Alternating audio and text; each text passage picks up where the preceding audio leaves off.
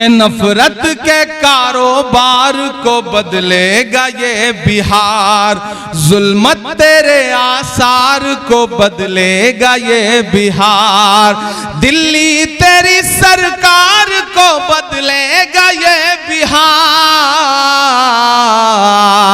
इस झूठे चौकीदार को बदलेगा ये बिहार, इस झूठे चौकीदार को बदलेगा ये बिहार। मैं सिर्फ यहां खड़ा होकर नहीं पढ़ रहा हूं, अखिलेश जी गवाह हैं कि पार्लियामेंट में नरेंद्र मोदी जी बैठे होते हैं, तब भी मैं उनसे सवाल पूछता हूं। मैं उनसे पूछता हूं कि कहां सोया है चौकीदार। 2014 का भाषण याद है भाइयों बहनों?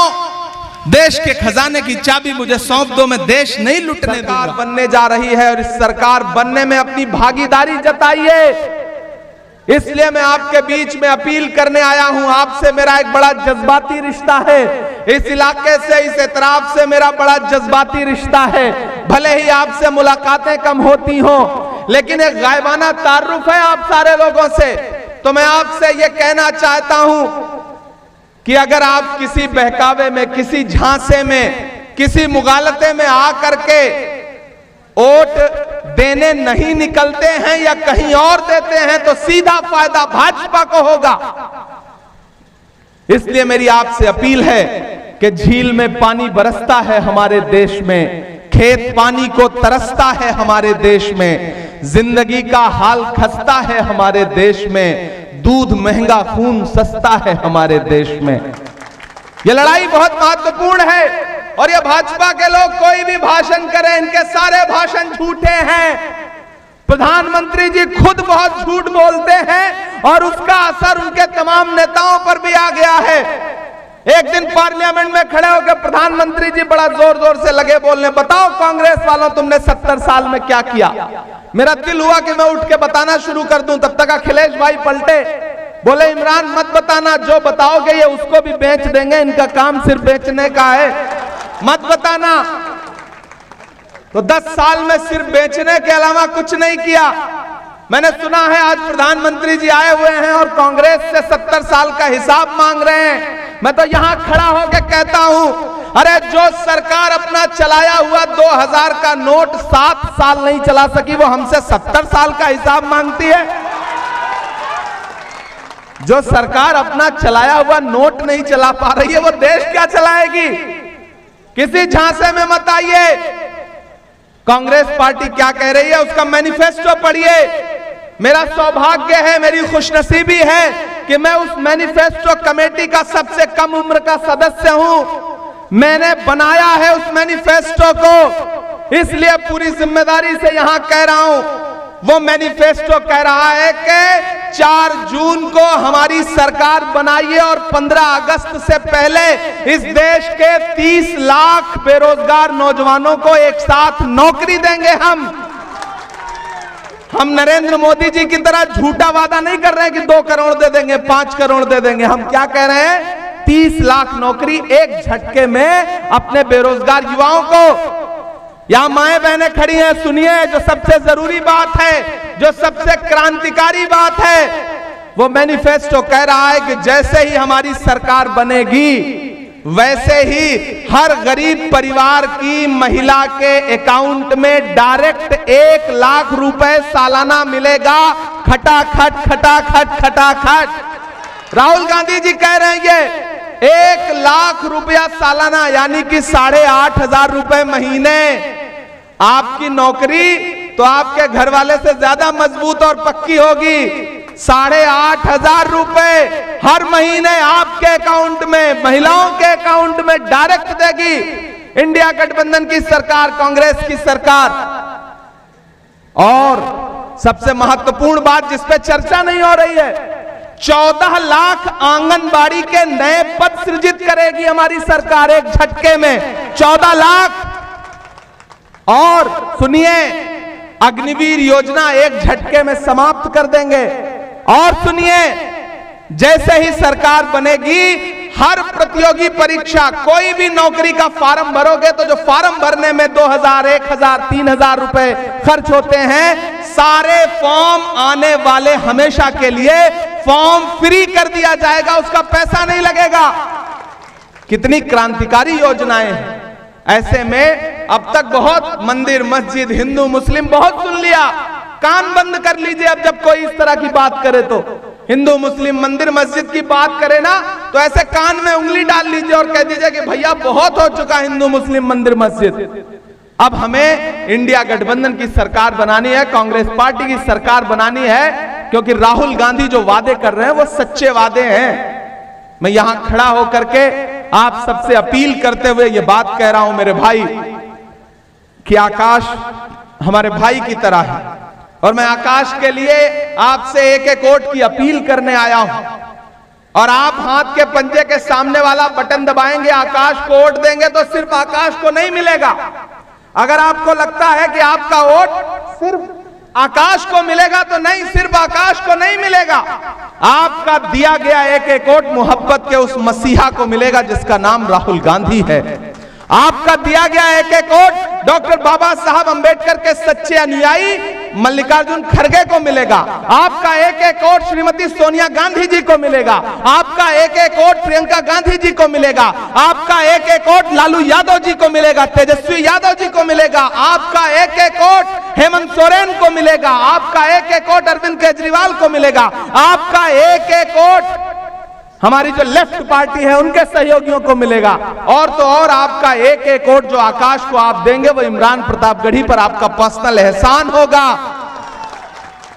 मैं चाहता हूं कि आने वाले दिनों में जब महाराजगंज लोकसभा क्षेत्र के निवासियों के लिए पार्लियामेंट में लोकसभा में खड़े होकर के आकाश लड़ाई लड़े, तो फिर राज्यसभा में खड़े होकर के इमरान प्रतापगढ़ी और अखिलेश जी दोनों लोग मिलकर लड़ाई लड़े। आपके लिए तो ऑफर बहुत अच्छा है, एक जिताइए साथ में दो फ्री पाइए, एक के साथ दो फ्री, एक सांसद लोकसभा का जिताइए, एक वोट दोगे तो 3 सांसद मिल रहे हैं। इससे अच्छा ऑफर तो देश में किसी लोकसभा में किसी के पास नहीं है, इससे अच्छी अपॉर्चुनिटी कहीं नहीं है। तो मेरी आपसे गुजारिश है कि आकाश को जिताइए। आकाश आपके लिए लड़ेंगे, आपका काम करेंगे। वो काम नहीं करेंगे, मुझ तक आना, मैं लड़ूंगा आपके लिए। मुझ तक ना पहुंच पाना तो अखिलेश भाई से लड़ना। तो आपके पास तो कई रास्ते हैं अपनी बात रखने के लिए। मैं आपसे अपील करने आया हूं मेरे भाई कि इस चुनाव में घरों से बाहर निकलिए, क्योंकि सच मानिए ये चुनाव बहुत महत्वपूर्ण है। मैं पिछली तकरीबन 20-22 रातों से सोया नहीं हूं। परसों रात में राहुल जी के लिए रायबरेली में सभा कर रहा था, कल दिल्ली में चांदनी चौक में सभा कर रहा था, आज यहां खड़ा हूं, कल रांची रहूंगा, परसों पुरुलिया में रहूंगा, बंगाल में, पूरे देश के अलग अलग कोने में जा रहा हूं। और मैं यहां खड़ा होकर के पूरी जिम्मेदारी से और पूरी गारंटी लेते हुए यह बात कह रहा हूं कि चाहे जितना सर पटक ले, लेकिन भाजपा की सरकार दिल्ली में नहीं बनने जा रही है, नहीं बनने जा रही है, नहीं बनने जा रही है। क्योंकि मैं जमीनी सच्चाई देख करके आ रहा हूं। और ये भाजपा वाले, भाजपा गठबंधन वाले कितना भी आके झूठ बोले, इनके चक्कर में मत पड़ना, ये सिर्फ झूठ बोलते हैं। वो भाजपा का एक नेता एक गांव में पहुंचा, उसने कहा गांव वालों आओ, मैं तुम्हारी समस्याएं समाप्त करना चाहता हूं। गांव वाले भोले भाले थे, आपकी तरह इकट्ठा हो गए। बोले ठीक है नेताजी, आप हमारी समस्या खत्म करना चाहते हो तो खत्म करो। तो नेताजी ने कहा बताओ समस्या क्या है। तो बोले गांव की 2 समस्या सबसे महत्वपूर्ण है। पहली है कि गांव में कोई अस्पताल नहीं है। तो भाजपा के जो नेता थे, मंत्री थे, उन्होंने अपना मोबाइल निकाला, पता नहीं कहां नंबर मिलाया और लगे डांटने कि इस गांव में हॉस्पिटल कैसे नहीं है, मैं यहां मौजूद हूं, कल तक यहां पे अस्पताल खुल जाना चाहिए, डॉक्टर आ जाने चाहिए। ये कहकर के उन्होंने फोन जो है जेब में रख लिया। फिर बोले देखो गांव वालों, मैंने तुम्हारी पहली समस्या खत्म कर दी, दूसरी बताओ। तो गांव वालों ने कहा साहब हमारी दूसरी समस्या यह है कि इस गांव में मोबाइल का कोई नेटवर्क ही नहीं है। यह है भाजपा की राजनीति। तो भाजपा की इस राजनीति के चक्कर में मत पड़ना, सीधे उनके तमाम झूठे वादे याद रखो। प्रधानमंत्री जी ने वादा किया था ना, बेटी बचाओ बेटी पढ़ाओ, नारा दिया था ना। उस नारे की सच्चाई क्या रही कि हाथरस में दलित बिटिया के साथ बलात्कार हुआ और रात के 2 बजे परिवार की बिना मर्जी के उसकी लाश जला दी गई। उस नारे की सच्चाई यह हुई कि उन्नाव में उनका विधायक बलात्कार के आरोप में सजा काट रहा है। सोनभद्र में भाजपा का विधायक 25 साल की सजा बलात्कार के आरोप में काट रहा है। प्रधानमंत्री ने पिछले 2 साल पहले जब खड़े होकर के 15 अगस्त को लाल किले की दीवार से महिला सशक्तिकरण पर भाषण दिया, तो उस भाषण के 1.5 घंटे बाद, 2 घंटे बाद उनके गृह राज्य गुजरात में बिल्किस बानो के दोषी न सिर्फ रिहा किए जा रहे थे बल्कि उनको माला पहनाई जा रही थी। और तो और ओलंपिक मेडल लाने वाली बेटियां जंतर मंतर पर घसीटी गई, हम सब ने देखा। और अभी एक नया निकल के आया है उनका सहयोगी प्रज्वल रेवन्ना, 2400 से ज्यादा महिलाओं से बलात्कार का आरोप है उसके ऊपर। उसके लिए प्रधानमंत्री जी कर्नाटक में वोट मांग रहे थे हाथ पकड़ के उसका। यह है इनके नारों की सच्चाई। इसलिए मेरे नौजवानों, बुजुर्गों, माओ, बहनों, मैं आपसे अपील कर रहा हूं, आप इस तपती दोपहरी में आए हैं, मैं भी पसीने पसीने होकर के खड़ा हूं। मेरा ख्याल है कि इस पूरे चुनावी सीजन की सबसे मुश्किल सभा में खड़ा हूं, क्योंकि इतनी गर्मी कहीं नहीं थी। अच्छा, ये बिहार है, बिहार की अपनी गर्मी है, ये अच्छे अच्छों की गर्मी उतार देता है, इसका अलग फ्लेवर है। तो मुझे पूरा विश्वास है कि बिहार इस बार ये जो दिल्ली की गर्मी है ना, दिल्ली वालों की जो गर्मी है, सियासी गर्मी, उसको उतारने का काम करेगा। मैं तो 4 पंक्तियां पढ़ता हूं हमेशा बिहार को लेकर के, कि नफरत के कारोबार को बदलेगा ये बिहार। ठंडे हो गए, थक गए, पसीने से डर गए? लगना चाहिए मुझे कि मैं बिहार में खड़ा हूं, लगना चाहिए मैं गोपालगंज जिले में महाराजगंज लोकसभा के क्षेत्र में खड़ा हूं। मुझे वो जोश दिखना चाहिए जो बिहार जिसके लिए जाना पहचाना जाता है, कि नफरत के कारोबार को बदलेगा ये बिहार, जुल्मत तेरे आसार को बदलेगा ये बिहार, दिल्ली तेरी सरकार को बदलेगा ये बिहार, इस झूठे चौकीदार को बदलेगा। क्रांति की मशाल लेकर के आगे बढ़ेगा। मैं तो बिहार को लेकर हमेशा 4 पंक्तियां कहता रहा हूं, कि नफरत के कारोबार को बदलेगा ये बिहार। आप थके तो नहीं है? गर्मी का ज्यादा असर तो नहीं है? तो फिर मुझे लगना चाहिए कि मैं लहलादपुर के जिंदा दिल लोगों के बीच में खड़ा हूं, कि नफरत के कारोबार को बदलेगा ये बिहार, जुल्मत तेरे आसार को बदलेगा ये बिहार, दिल्ली तेरी सरकार को बदलेगा ये बिहार। ताली तो अगली पंक्ति पे बजना चाहिए। मैंने सुना है प्रधानमंत्री जी इधर ही कहीं आसपास घूम रहे हैं, पहुंचाइए उनके कानों तक, कि नफरत के कारोबार को बदलेगा ये बिहार, जुल्मत तेरे आसार को बदलेगा ये बिहार, दिल्ली तेरी सरकार को बदलेगा ये बिहार, इस झूठे चौकीदार को बदलेगा ये बिहार, इस झूठे चौकीदार को बदलेगा ये बिहार। मैं सिर्फ यहां खड़ा होकर नहीं पढ़ रहा हूं, अखिलेश जी गवाह हैं कि पार्लियामेंट में नरेंद्र मोदी जी बैठे होते हैं, तब भी मैं उनसे सवाल पूछता हूं। मैं उनसे पूछता हूं कि कहां सोया है चौकीदार। 2014 का भाषण याद है भाइयों बहनों? देश के खजाने की चाबी मुझे सौंप दो, मैं देश नहीं लुटने दूंगा। अब मैं उनसे सवाल पूछ रहा हूं कि कहां सोया है चौकीदार, कहां सोया है चौकीदार। तैयार रहना अगर सच्ची बात हो तो। कहां सोया है चौकीदार, कहां सोया है चौकीदार, विजय माल्या नाक के नीचे से हो गया फरार, कहां सोया है चौकीदार, कहां सोया है चौकीदार। गैस सिलेंडर की कीमत भी 1000 के पार, कहां सोया है चौकीदार, कहां सोया है चौकीदार। अब पंक्तियां सुनना, कि चाय बेचने वाला पूरा भारत बेच रहा है,